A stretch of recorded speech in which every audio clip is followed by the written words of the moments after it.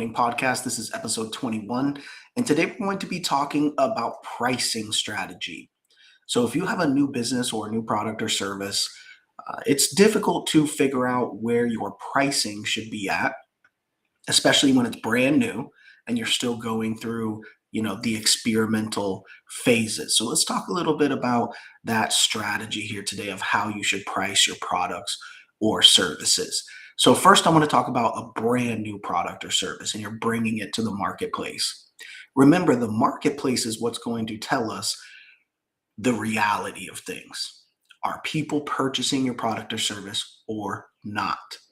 Now, remember, you need to make sure to get it out in front of enough people. So, like we talk about, you need to go ahead and launch the product or service. You need to do probably some advertising online, get people through a funnel, follow up with them with the automated texts and emails, and probably a phone call as well.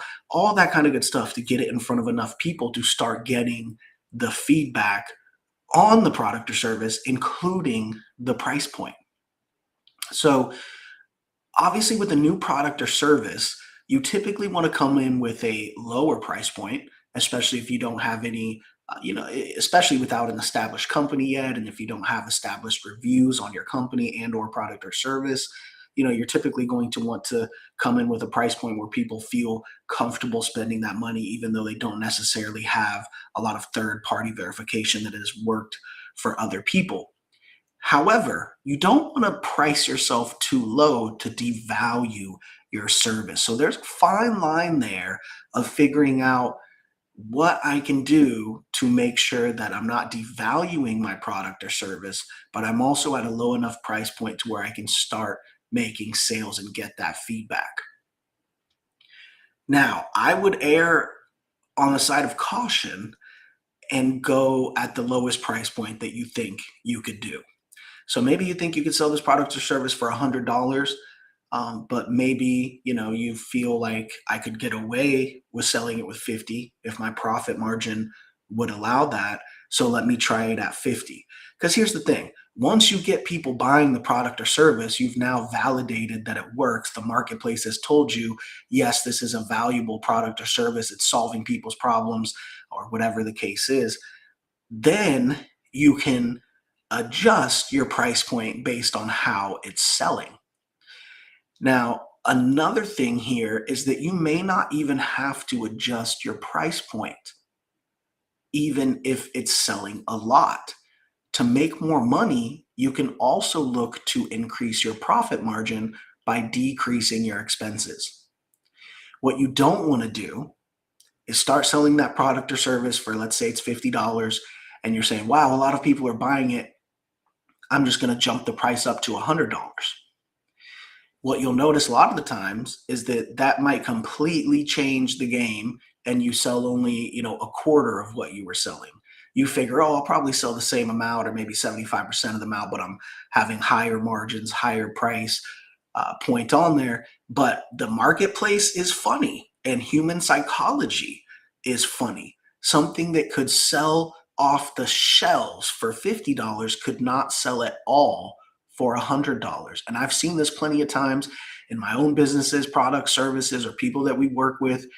A lot of the times there's just some sweet price point that you kind of need to hit in order for you to have scalable amount of sales and a scalable product or service. So don't just focus on raising your price point if you are selling well. You should also be focused on decreasing your costs. So you should be systemizing and optimizing the way that you're following up with people to increase the conversion rate on the ad spends and the marketing that you're already doing. That way your margin rises. And you should also be thinking about the cost of goods sold so that you can try to get that down to increase your profit margin as well. So before you start raising the price of a product or service that is actually selling, I would consider going on to the back end first and seeing if you can keep selling at that price point that the market has already showed you that it's willing to pay, but increase your margin instead of increasing your pricing. And to increase our margin, we know what to do. We need to look at our cost of goods sold. We need to look at how we're systemized and optimized to be able to deliver that product or service with the least amount of staff, the least amount of expenses, and in the most efficient way. So when it comes to pricing strategy, I would always recommend to start lower because you can always go higher, but sometimes going lower is going to devalue the product or service. So start lower. If it's selling a lot, use that income and that verification that the marketplace gave you that it's working to then go try to raise your margins with that same price point. At that point, once your margins are higher, you're pouring more money back into advertising. If it's still selling very well, then you can start experimenting with raising the prices. But what you want to do first is make sure that you're selling out your inventory. So if it's a physical product, you have a physical inventory, but usually a service, your inventory is what your staff can support. How many services can your staff provide, or your team or your company? What is the capacity of that service? So always optimize the profit margin first until you're absolutely at the lowest possible price for the cost of your product or service to be provided, and you're selling it to where you are hitting your capacity as far as your inventory or your availability to actually deliver that product or service. And then at that point, you want to raise the prices. Even when you're at the point where you're selling out and you've optimized your profit margin, you still have to be very careful when raising your price. And you need to make sure to look at the data because at that point, the data can be a little bit deceiving. You are seeing people purchasing it for this price point, and so you're excited that you've raised the prices. But remember, that doesn't mean that you're going to make more money. A lot of the times it just means that less people are going to buy it, but for a higher price point. And so you're going to really need to look at the data to see, am I really making more money? And here's the big thing that a lot of people don't think about. Am I really acquiring more customers that I can then resell or upsell? So if I'm getting customers and my product is flying off the shelf for $50, I'm getting X amount of customers, and then I'm able to remarket to them and sell to them. Now, if I've raised my price to $100, maybe I'm still getting 75% of the people to purchase it, but now it's at a higher price point. So it's at $100. So yes, I'm coming out ahead, right? Because I raised the price point, I doubled the price point, but I have more than half the people still purchasing that product or service. So technically, I'm coming out ahead. However, the missing amount of people that would have purchased it for that $50, what else may they have purchased from me in the future? What else could I have upsold those people on to create more revenue? So you have to look at it from an opportunity standpoint as well, as far as acquiring new customers. If acquiring a new customer, especially if you have a monthly business, some kind of monthly subscription, you're much more likely to look at the lifetime value of a customer and see, hey, even though I can charge more now, it's more valuable to me to charge a lower price point to get more customers in the door because I'm going to make more off that customer in the long term. So when you're looking at your pricing, when you're looking at your price points that you're going to be offering your product or service for, don't just think, I want to maximize the amount of profit I can make on this. So I want to bring it to the market at this high cost. Even if it is selling at that high cost, remember, there is a hidden cost to potentially losing out on customers that could have a longer lifetime value. So don't forget about that aspect of it. It's not just about raising your price so that you can raise your margins. First off, it's about lowering your cost so you can raise your margins at the price point that you're already charging successfully that's working. And then at that point, you can choose to, should I raise the price and increase my margin even more? Or should I keep that same price point and capitalize on reselling and upselling the current customers that I have?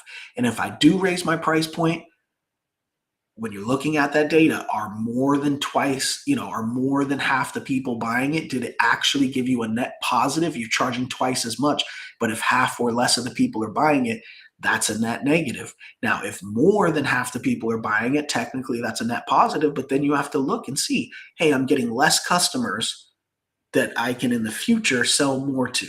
So maybe it was better for me to sell it at a lower price point. Maybe I didn't make as much margin on that first sale, but I'm just getting more customers in to build my database of customers to resell, remarket, upsell, all that kind of stuff. So this is not just a very simple formula here of pricing. Pricing strategy is very important, and a lot of it comes down to psychology. Humans are very funny when it comes to psychology and the way that we do collectively think the same in a way. So, any business owner that has a product or service where they're doing a lot of ads for it, they have funnels going, and they see the sales, and they're closely watching their conversion rates and things like that, especially if they're changing their pitches and stuff a lot, you start to see that human nature, it always falls into the same kind of the same realm of, if your conversion rate is 5%, most of the time it just stays 5%.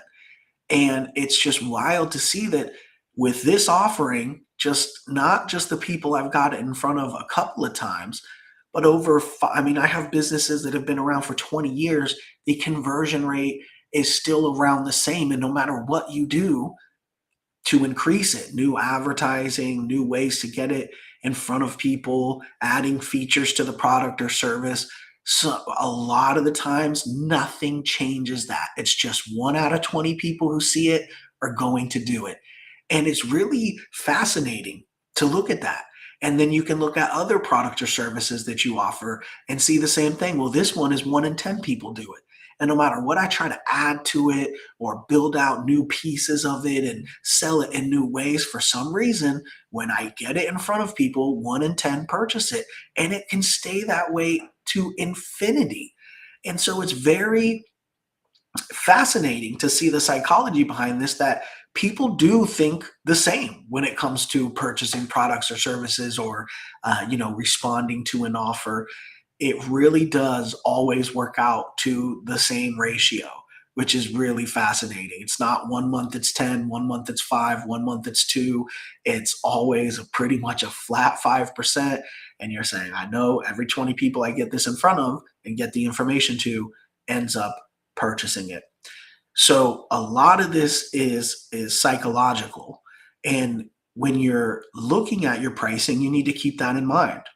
There's a reason why most products that are online products or services, typically services more so, have 3 tiers. If you notice, there's usually 3 columns on the page for what you're purchasing. Typically, the middle column is what they want you to purchase. You'll also a lot of the time see a kind of banner across that column, most popular or largest savings or whatever it is.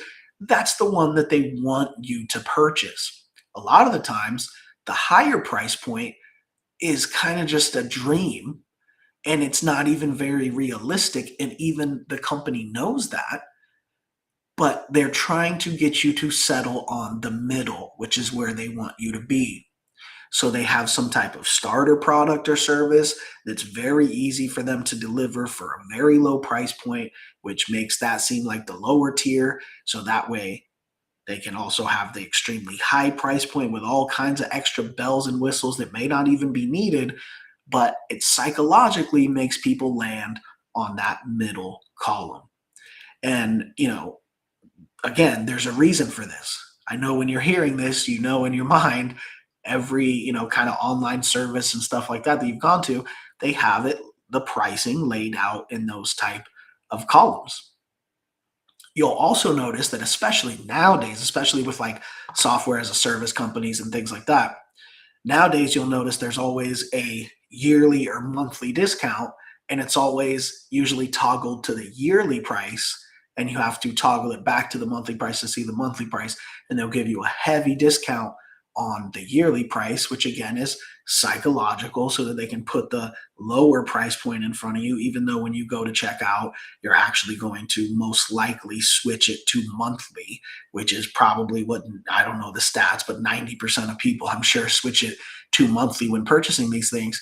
But again, it's psychological in the fact that you could get it for cheaper, but you're going to settle on the monthly. But that kind of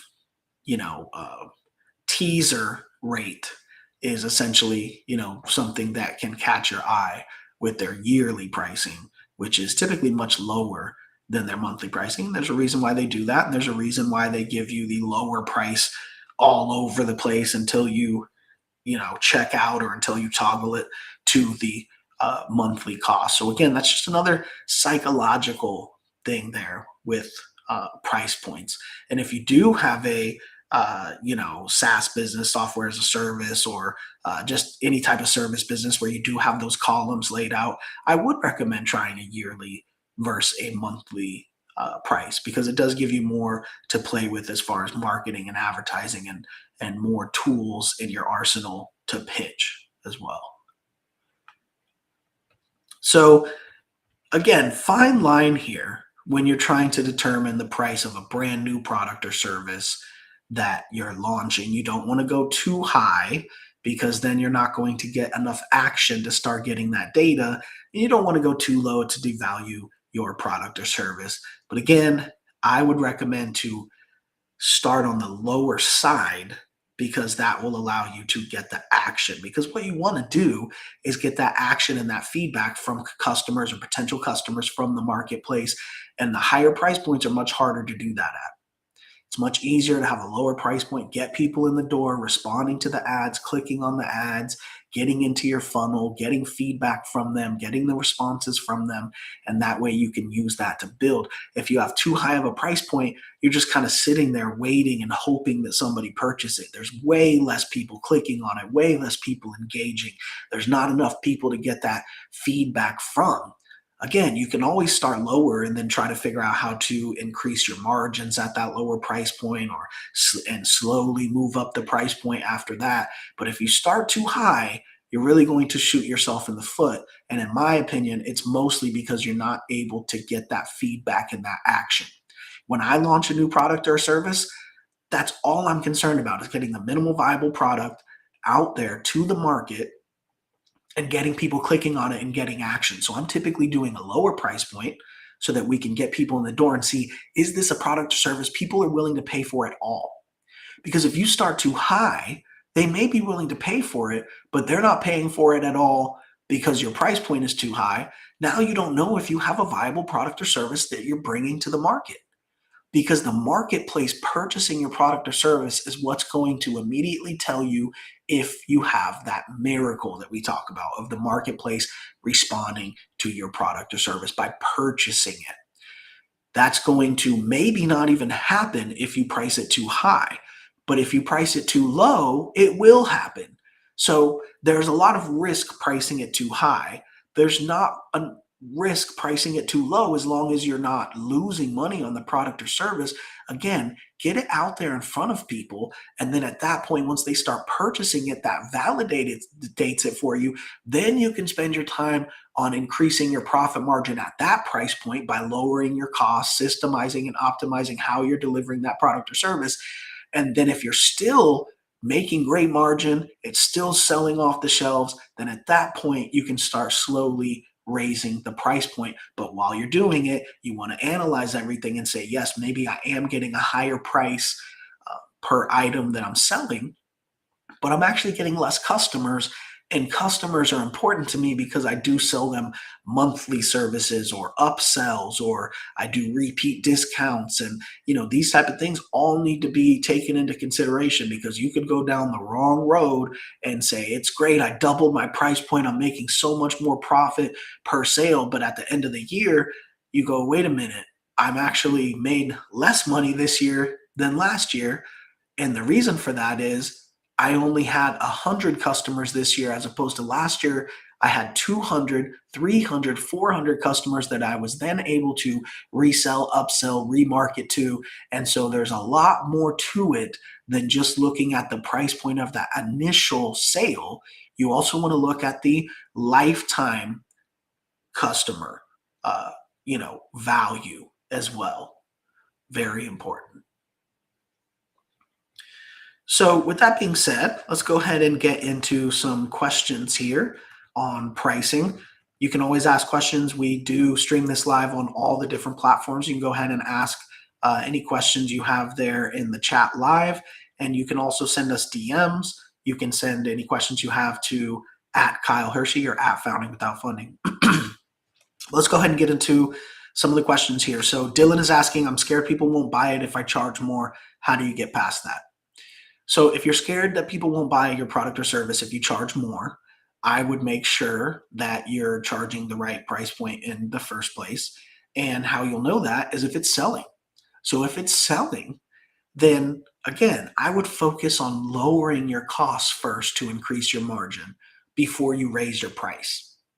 I think a lot of entrepreneurs are lazy in terms of pricing by saying, I want to raise my margin, so I'm going to raise my price. Well, that's pretty easy to do, right?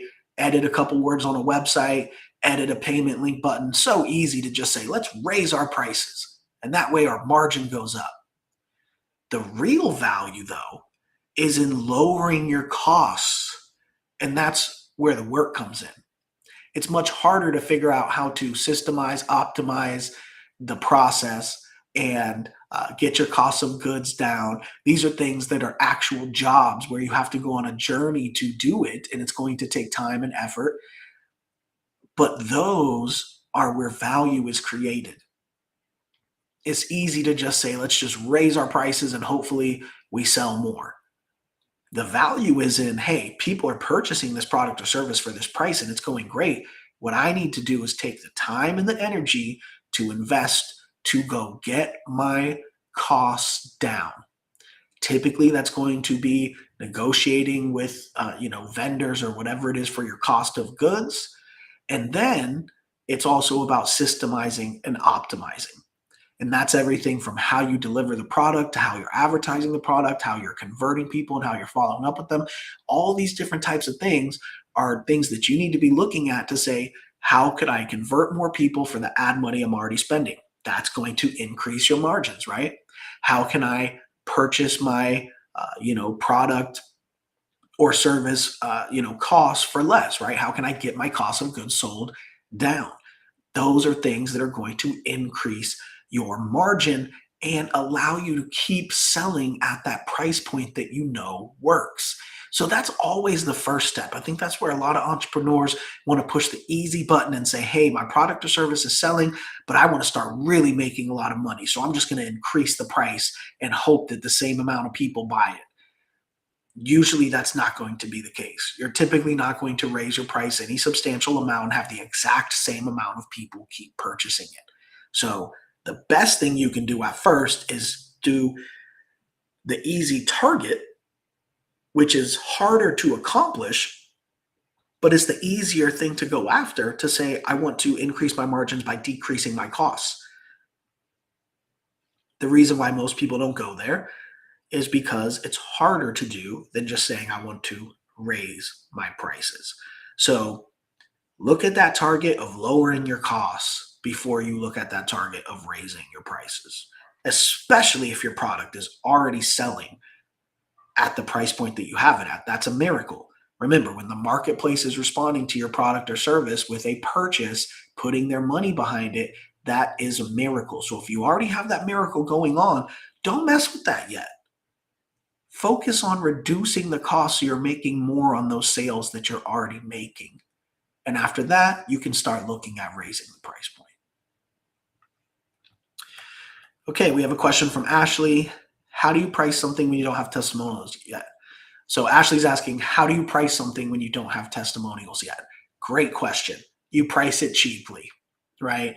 You try to do everything you can to make your product or service look legitimate, and you come with a low price point so that you can get that customer and then deliver on what needs to be delivered. And then in the very beginning, very important here, manually, if that's what it takes, follow up with them to get testimonials. Your first two, three, four, five customers, you should be contacting them until they give you a testimonial because it's that important in the beginning. And you should be offering people discounts to rate you on Google or whatever, service that you're on, excuse me, whatever platform that you're on. You should be offering incentives. And there's also things you can do like joining the Better Business Bureau. I mean, it costs money, but that's something that's great to do. And remember, when you join the Better Business Bureau, you start off with a A+ rating until somebody gives you negative, right? And it's just one of those things that makes people feel comfortable. They see that on your website. They know there's a way you can be held accountable. I've talked about in the past, accepting payments has something to do with this too. The way that you accept payments. Typically, people are more comfortable using PayPal to pay for a new product or service from a company they may not be comfortable with because PayPal is very protective over customers, and you can file a dispute, and they're typically going to be resolved in the purchaser's favor unless the you know the uh, company can provide very clear proof that they provided what they were supposed to. So a lot of people are more comfortable paying with a new product or service through PayPal because they know that if there is an issue, they can very likely get their money back unless the company really performed and can prove that they performed. So if you have a new product or service and you don't have testimonials yet, start with a lower price point. Think about joining things like the Better Business Bureau. Think about using payment links like PayPal where people feel a little bit more comfortable purchasing something knowing that they could get the money back if something doesn't go right. All right. Question from Nina saying, what if people say my price is too high? Does that mean I'm wrong? So if people are saying your price is too high, that's great feedback. That doesn't necessarily mean that you're wrong. A lot of people say the price is too high on a lot of products or services that they can't afford.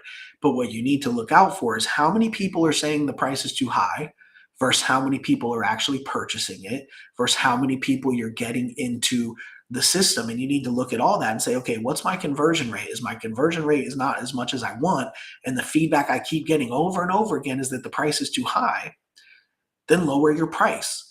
Now, if it's not possible to lower your price because of the margins that you're at, then that's when you need to be looking at getting your costs down, making sure that you've systemized and optimized the process of delivering the product or service to get the cost as low as possible.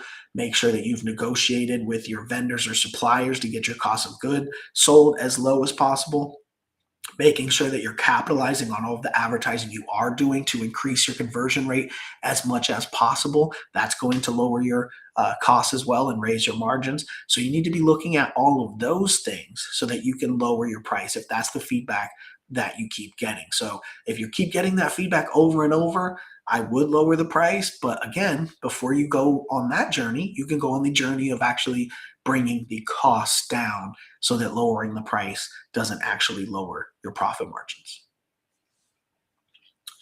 Okay, question here from Jordan. How do you charge confidently when you're still learning yourself?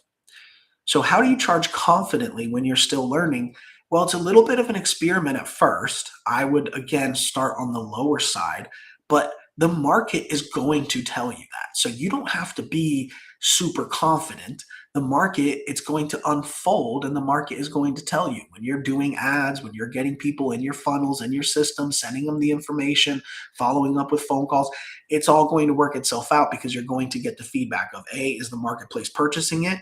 B, is it not purchasing it? C, are people saying that they love it, but it's too expensive? These are all things that you need to take into account. But just know that you don't have to be psychic. You don't have to be a mind reader. The marketplace is going to tell you all of this information. And the faster you get it in front of people, and the more people you get it in front of, and the more you talk to those people and follow up with them and get feedback, the quicker you're going to know whether you're going in the right direction, whether you're charging the right price, or whether you need to adjust anything. So the answer to that is don't, sit around and think you need to be a mind reader of what's going to happen once you do this. Do that. Bring that to the marketplace and let the marketplace tell you the actual truth. Because like one of my favorite motivational speakers, Jim Rohn, says, the marketplace is what we call reality. That's what's going to show you in reality if you're pricing too high, too low, just right, or maybe need to change something. All right, we'll take one last question here from Evan. What's the biggest pricing mistake you see new founders make? So what's the biggest pricing mistake I see new founders make? I think pricing too high. And again, pricing too high, not because it's such a high price point, mainly just because of the action. Especially if it's something that's new, you want action, you want customers, you want feedback, you want to dial in your conversion rate. These are all things that are much easier done at a lower price point than a higher price point. So because I'm such a fan of activity and sales and letting the marketplace show you with sales, with feedback, if it's working or not, then I would say the biggest mistake that entrepreneurs make is trying to price too high out of the gate, price lower, get that action, get those customers, get that feedback. And then there's a lot you can do from there, especially when you have cash flow. But on the other side, if you price too high, you're not getting all those customers in and getting that feedback and being able to resell them, and most importantly, not being able to kind of figure out your conversion rates, and even more importantly, not having cash flow to do anything else or to keep going or to keep putting in ads. You have a super high price point. Now you're spending $1,000 until one person purchases it. Then you don't have that cash flow of that smaller product where, yeah, maybe it's not being purchased for that high of a price point, but it's being purchased over and over. There's cash coming in, there's cash flowing. I can continue to reinvest it in ads instead of hoping that in a month somebody does purchase it after I've dumped thousands in ads, even if it's thousands of dollars worth of sales. But from one sale, if I had to dump all that money in, it's a guessing game that whole time. So I would take the guessing game out of it. I would let the marketplace tell you whether it's working, and that is going to be done by pricing it lower in the beginning as opposed to higher, because you want that action, you want that feedback, and you want that movement, and most importantly, you want that cash flow. Cash flow is king. You need that cash flow to justify whether your product or service is selling and to keep everything going, keep moving, keep advertising, and keep marketing your product or service so that you can keep dialing in the conversion rate. You can spend the time on that journey to lower the cost, to increase the margin.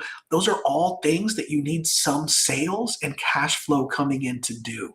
So don't outprice yourself to where you're just waiting around and hoping somebody's going to purchase it at this huge price point.